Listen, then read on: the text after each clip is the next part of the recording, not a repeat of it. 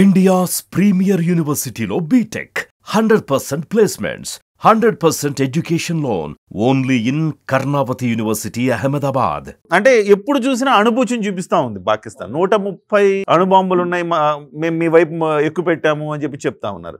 So ఈ అణుభూతిని చూపించడం వల్ల వాళ్ళకి ఇప్పుడు ఏమీ లేదు, కానీ కేవలం ఒక అణుభూతిని చూపించే కొంచెం వాళ్ళు నిగ్గుతున్నారన్నమాట. అంటే ఈ స్థితిలో అణుభూతి అనేది ఎంత ప్రమాదకరంగా ఉంది, దాన్ని ఏ రకంగా అడ్డుకోవాల్సిన అవసరం ఉంది? మనకి న్యూక్లియర్ బ్లాక్ మెయిలింగ్ ఏదైతే ఉందో దాని గురించి భారతదేశం ఏమాత్రం కూడా భయపడవలసినటువంటి అవసరం లేదండి. దానికి కారణం ఏంటి అంటే, మనకి పాకిస్తాన్ అనేటువంటి దానికి టార్గెట్ ఏంటి అంటే, భారతదేశాన్ని ఏ విధంగా అన్నా సరే సర్వనాశనం చేయాలి అనేటువంటిది దాని టార్గెట్. దానికి కారణం ఏంటి అంటే ప్యూర్ జెలసీ ఫీలింగ్.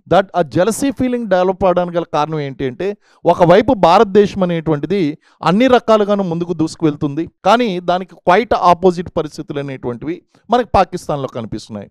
కాబట్టి తను సర్వనాశనం అయిపోయినా సరే భారతదేశాన్ని నాశనం చేయాలి అనుకున్నప్పుడు మాత్రమే ఆ న్యూక్లియర్ వెపన్స్ అనేటువంటిది ఉపయోగించగలుగుతుంది. దీనికి కారణం మనం ఇంకొక మాట కూడా గుర్తు చేసుకోవచ్చు. మన వాజ్పేయి గారు అన్నట్టు, పాకిస్తాన్ గనక ఆ న్యూక్లియర్ వెపన్ అయితే ఉపయోగించవచ్చు, దాని వలన భారతదేశం మీద ఎటువంటి ఇంపాక్ట్ ఉండదు, కానీ ఆ మరుసటి రోజు పాకిస్తాన్ సూర్యోదయం చూడదు అనేటువంటిది 100% మనం గుర్తు చేసుకోవాల్సినటువంటి అవసరం.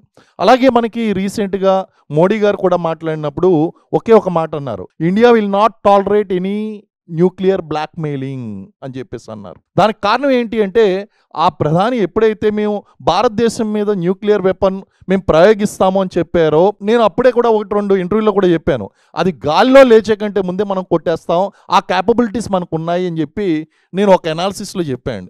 ఎగ్జాక్ట్గా అదే జరిగింది. ఈరోజు అది గాల్లో లేచే కంటే ముందే సర్గౌదాకి దగ్గరగా ఉన్నటువంటి కిరాణా హిల్స్లో something happened. Neither we are saying something or వాళ్ళు కూడా ఒప్పుకోవడం లేదు. ఇది ఒక మిస్టరీగా ఉన్నప్పటికీ కూడా ప్రపంచానికి తెలిసినటువంటి విషయం ఏంటి అంటే, there was a strike at entry and exit points. అంటే ఆ వెపన్స్ని బయటికి రాకుండా చేయగలిగినటువంటి క్యాపబిలిటీస్ ఈరోజు మన దగ్గర ఉన్నాయండి.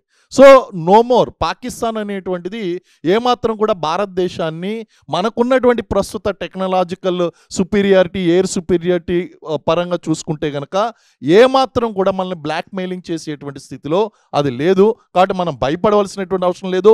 మనం హిట్ చేయగలిగినటువంటి కెపాసిటీ ఉంది, అలాగే మనల్ని మనం కాపాడుకోగలిగినటువంటి కెపాసిటీ, శక్తి మనకు ఉన్నదండి. దాన్ని మనం ఆపరేషన్ సింధూర్ ద్వారా మనం ప్రూవ్ చేయగలిగాం. Thank you very much sir.